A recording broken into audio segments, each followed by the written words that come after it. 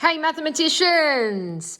We're here making Skittles clocks today. We've got a bowl of Skittles, Kit Kat, a little skewer where I've written minutes on the long slice of Kit Kat and I got to eat half of the Kit Kat and write hour on the shorter slice. That'll be our hour and minute hand obviously. And then we've got a Skittles clock. Just a tip, when you write on the numbers on your clock, I always start at 12 and then I usually go straight down and go 6. Half the clock, and then I'll go 3 and 9. Basically marking the quarters or the counting by threes pattern, and then you mark in the other numbers from there. That makes it a lot easier if you're ever drawing a plain clock without the Skittles. Often I find students go part of the way around and then they run out of space by the time they get to 10 or 11. So if you do it like that, you know you're going to have enough space. Each of the Skittles is representing a minute, and now let's practice telling the time. Say it's pointing here. We'll go 5, 10, 15, 20, 25, 30, 35, 36, 37, 38, 39. Or you could have counted 40 and then taken away 1. If you know your times tables for the 5s, it's a lot easier. You just go 5 groups of 8, 40, take away 1. Or 5 groups of 7, 35, and then just count on. Hey mathematicians, we're here with Tom. Hello. Making a Skittles clock. So we've set up the clock in groups of 5. Why have we set it up in groups of 5, Tom? Because that group is like 1, that's 2, 3, yeah, and because each Skittle represents 1 minute. Spot on. And we're going to use a knife and fork as the hour and minute. Go for it. Make a time. Okay. We might just use the minutes first, and then I want to discuss all the different ways you can say the minutes. Yep. Oh, just over here, buddy. Okay. Cool. I'll put it somewhere, and you tell me how many minutes that would be. So the knife is pointing towards where it would be. How many minutes would that be? That would be just like 3.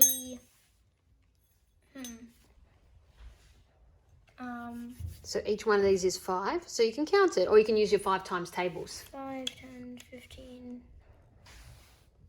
And then you'd go 16. 17, 18. 18 minutes past the hour.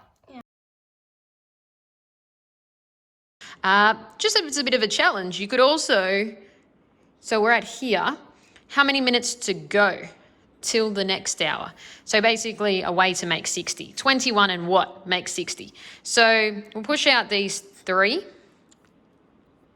because, or even this one actually, because we're at 21. So we'll push out these 4 and then we'll count by 5s, 5, 10, 15, 20, 25, 30, 35, and plus the 4, 39 minutes to go.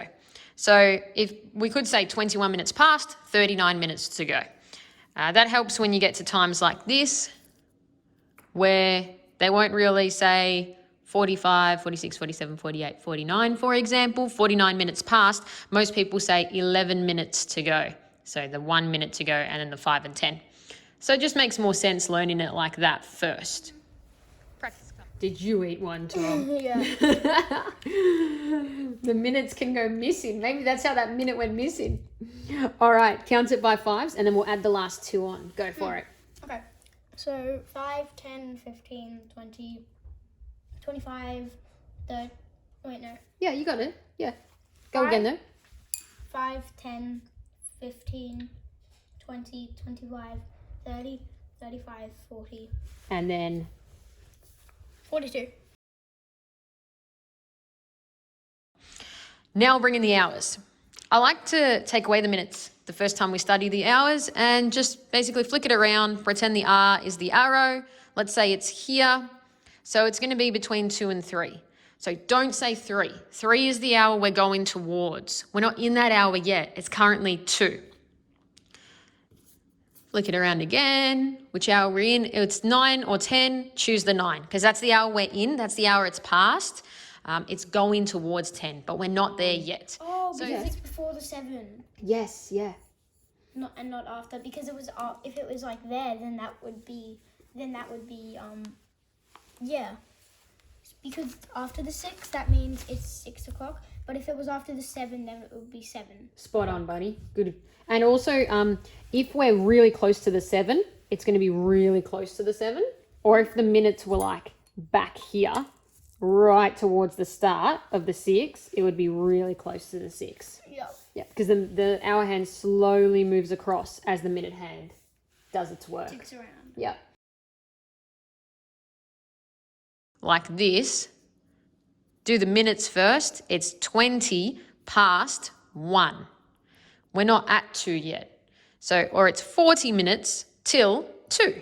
You could say as well, because it's 40 minutes to go till 2 o'clock, or it's 20 minutes past 1 o'clock. That's how I like to think of it. Then we just move these around, practice some more. Let's say it was here. 5 groups of 5 is 25. So it's 26 minutes past 11. Or you could say, if we figure out how many to go, so we push these 4 out because we're at 26, 5, 10, 15, 20, 25, 30, 34 minutes to go until 12 o'clock. Or 4 minutes till half past 11. You could say too, because at here, we're at half past. This is what I like to use when we get to that final step, the fractions, which most teachers start with, unfortunately, because the curriculum tells them to. But fractions are much harder than just reading 5s on the clock as minutes. So when we get to, say, here, and let's put the time here, for example, most people would say quarter past, and that's because it's a quarter of the clock. If you look here, it's showing a quarter of the clock. So quarter past 12. I prefer to say 12:15, but most people would read that time as quarter past 12. So you learn it that way by rotating the kinder circles here.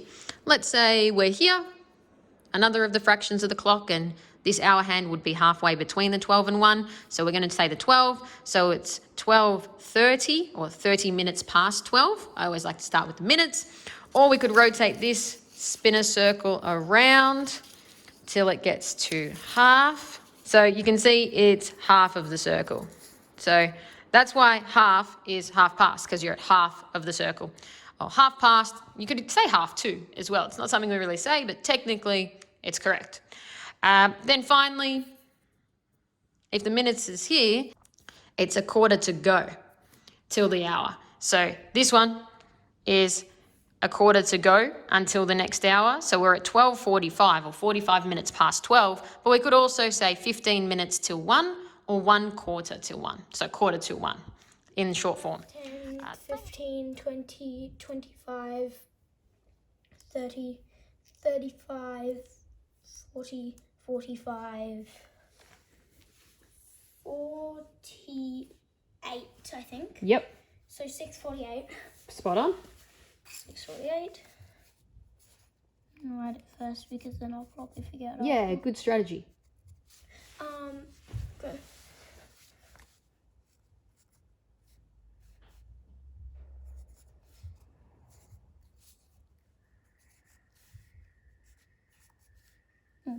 No, that's fine. Yeah, that's good.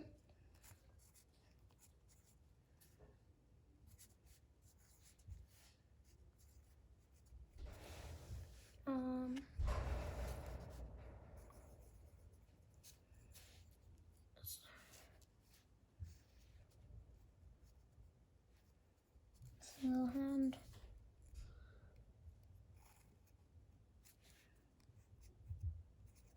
And how many minutes to go till the hour or the next hour? 2, and I'll get rid of that.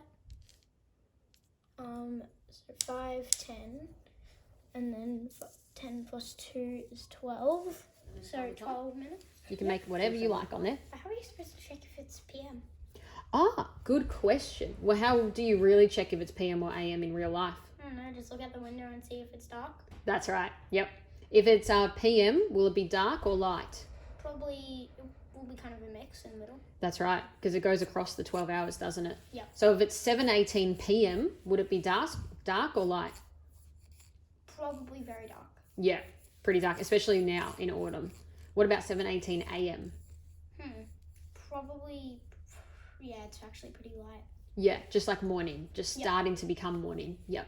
Since sunrise is about 7 a.m. at the moment.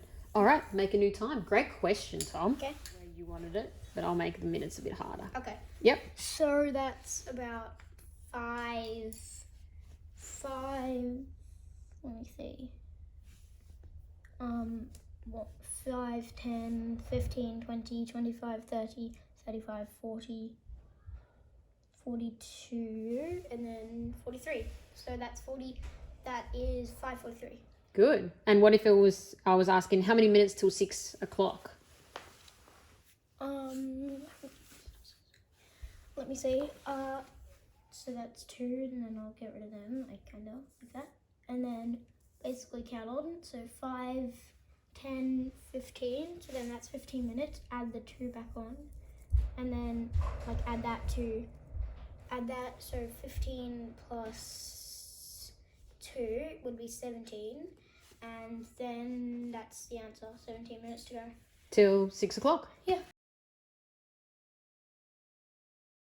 The problem is we usually start with fractions, whereas the minutes are actually easier to learn, and then you understand how the clock works.